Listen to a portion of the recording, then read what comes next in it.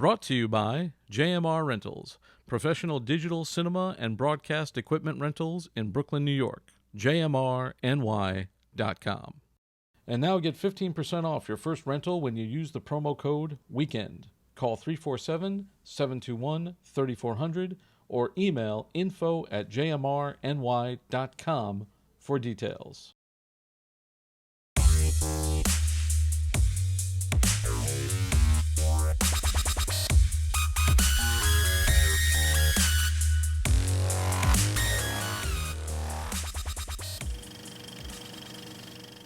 Hello and welcome to No Rest for the Weekend, where we go behind the scenes and talk to the creators of independent entertainment.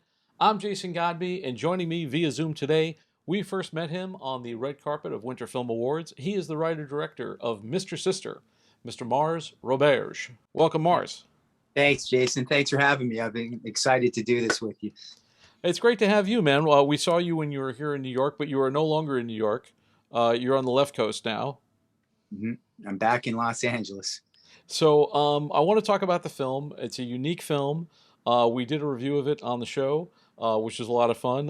Bill Hammond talked about it for us, and he said it was really something. We talked about kind of what you were going for, and I want to kind of talk to you about what you were going for.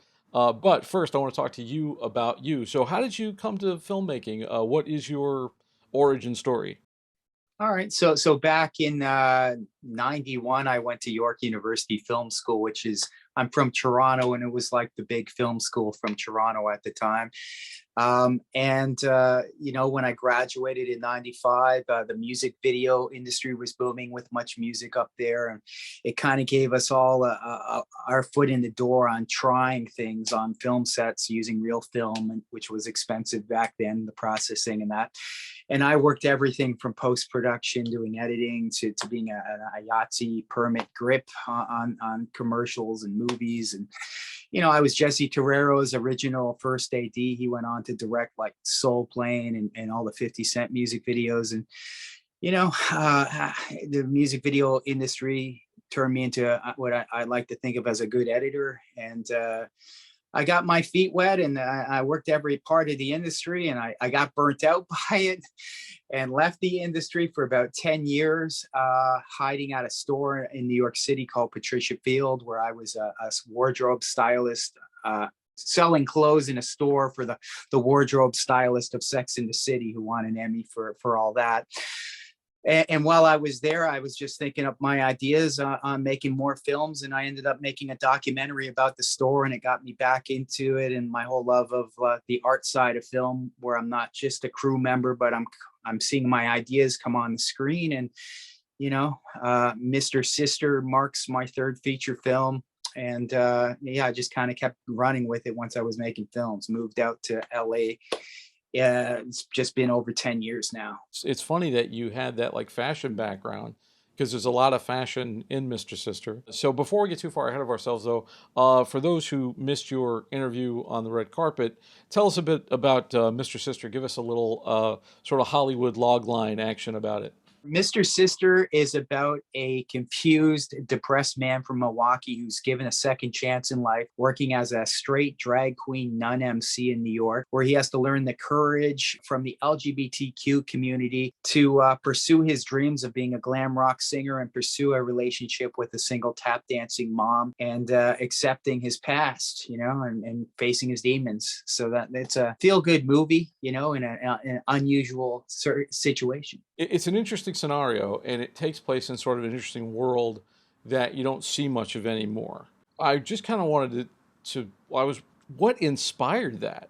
Where did that come from? Was that like, because obviously a lot of it takes place in like the drag community, and it's a very New York story. Was that kind of part of your background? Did you know people in that world? Like, where did that come from, basically? Yeah, so I needed a job. And I came from a glam rock music scene in Toronto, lots of makeup and everything. And somehow I got this job at this store, which was the hub for drag queens in all of New York since the 60s, called Patricia Field. I was the token straight boy, but I was really good at selling clothes to women, people like Britney Spears and Paris Hilton. I gave them their looks. because I had telemarketer experience, which became part of another movie I made called Scumbag. So I was good at selling things, and I was involved in fashion sort of by default. But while I worked there, I was at the time I was the depressed kid running away from my past in Toronto, and all these people that I worked with, from Amanda Lepore to people that are famous in that scene. They all kind of took me in as a family, and we would do the whole thing where we walk balls in Harlem, like out of the movie Pose, all that stuff. In fact, I was watching Pose last night on TV, and there's a scene where it talks about a transsexual being happy that she got a job at Patricia Field. Like, that would have been my life. And as I'm watching the show, I'm seeing one of the cast members as somebody that I worked with in that store. So it's always been there, and I look at these people as human beings, and not just, hey, I want that drag queen or this and that. And I was making these films before the trend, somewhere in the void of, oh, John Waters hadn't done anything for a decade, and I'm making a film, and it's before RuPaul's Drag Race got big and stuff. So, I've had my foot in that scene, and I made a documentary called The Little House That Could, that came out in 2013, all about that store. And it had a world premiere at Frameline, which is the biggest LGBTQ film festival, or the oldest in the world, out of San Francisco. And, my next film was a punk comedy. And, I had some elements of the drag community, but not a lot. And by the time I made my third film, I just felt like, my skills as a filmmaker have gotten better. My resources, I'm no longer shooting films at SD home cameras and going to the 7-Eleven to get tapes to keep filming. I'm shooting an 8K RAW with red weapon cameras and the whole deal. So I said, you know what? I want to do a film where it's not a documentary, but a film about this world, just basically saying how it helped me, and how it's a good world to know, and how there is a family within it. And I wanted to show that. And at the same time, a friend of mine who was a glam rock singer named Brett Smiley had passed in 2016. And he was produced by the same producer as the Rolling Stones.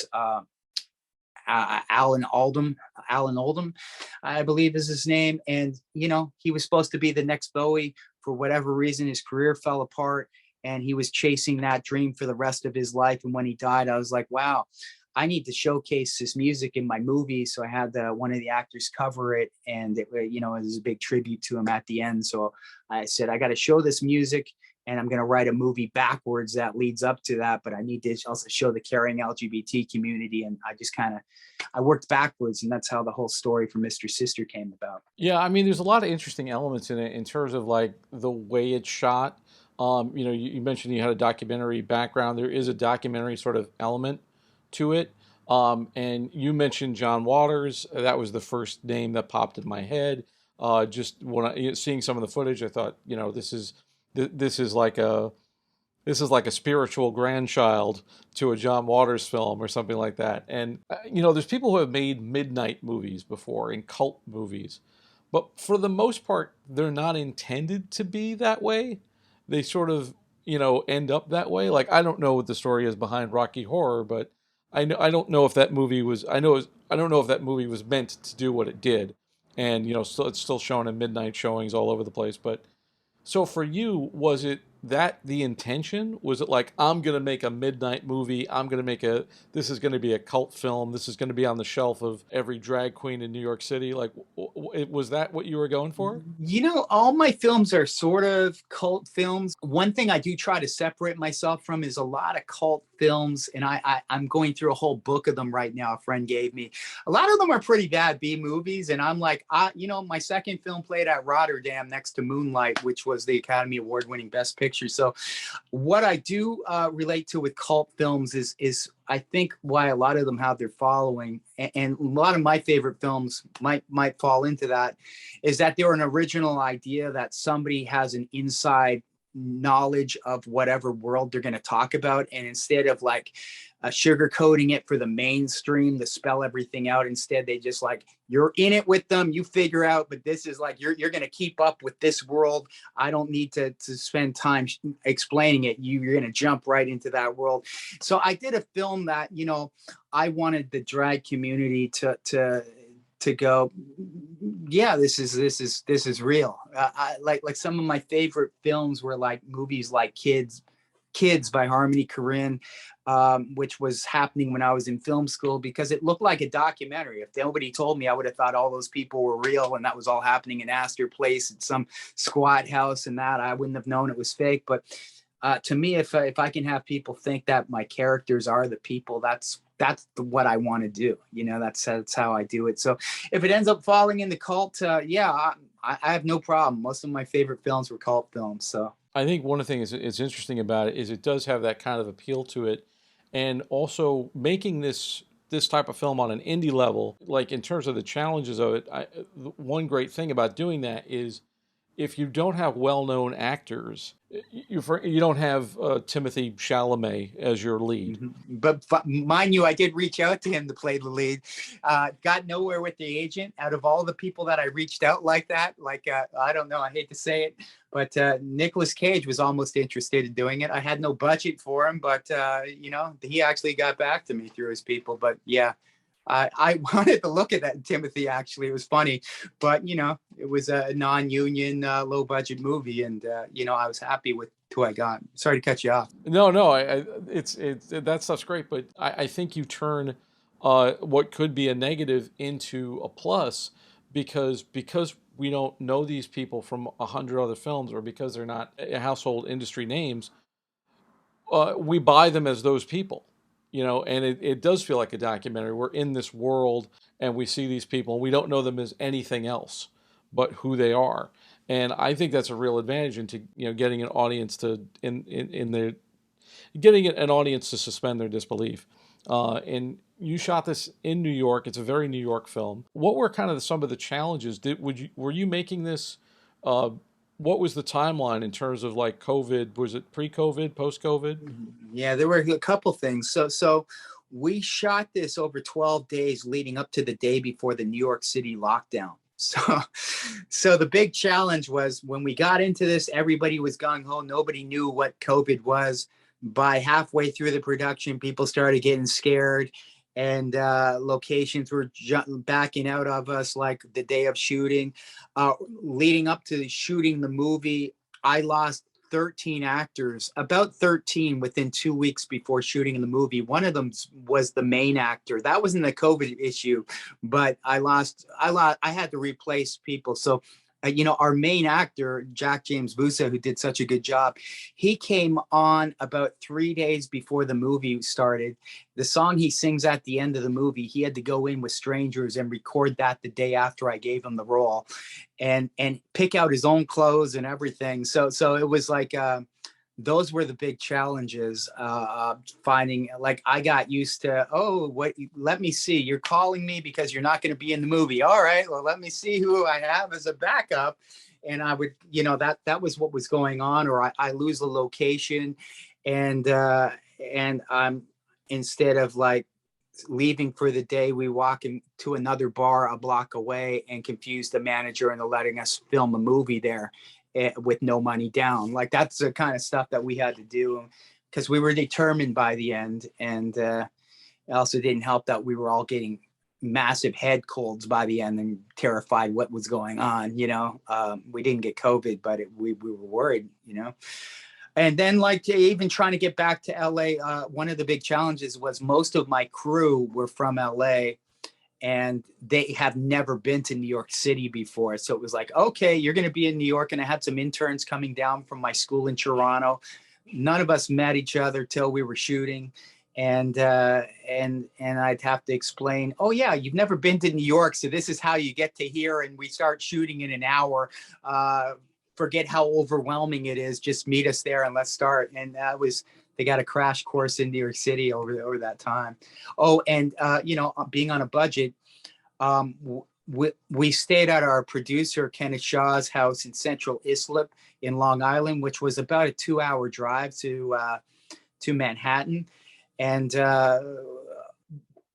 our lead actor jumping in last second, his deal was he had to be finished acting by 2:00 in the afternoon every day. So many times we would come home and we get to about 4 hours of sleep and have to be up at 4 in the morning so we could be in Manhattan for 6 in the morning, and and shoot under these time constrictions because we didn't want him to lose his day job and stuff, and we made it happen. So that was it. And having a suburban truck to be your entire source for your crew and all your gear.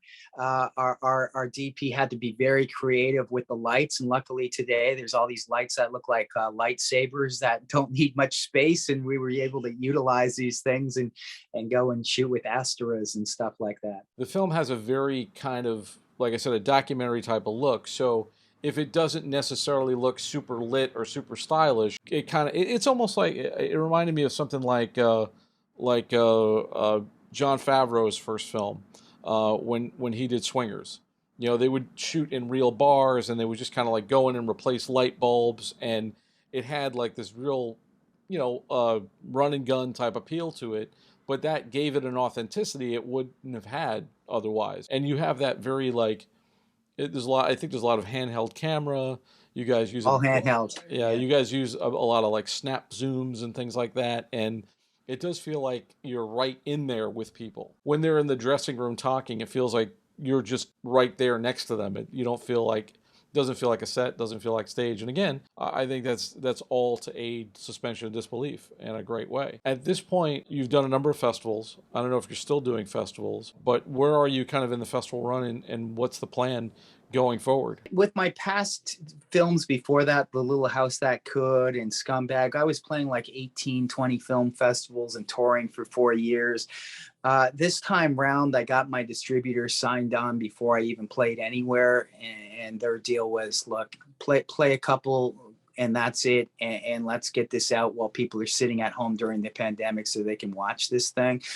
I didn't want to play any online film festivals, which meant for a while almost waiting an extra year because a lot of festivals were getting canceled and that when we came done. So we did. We were the closing film for Dances with Films, which was the big LA indie film festival, and then we were the closing film for Winter Film Awards. And then I four-walled it in Toronto, where I'm from. I call it a Canadian American film because half our crew and myself were from Canada, and the other half were from America.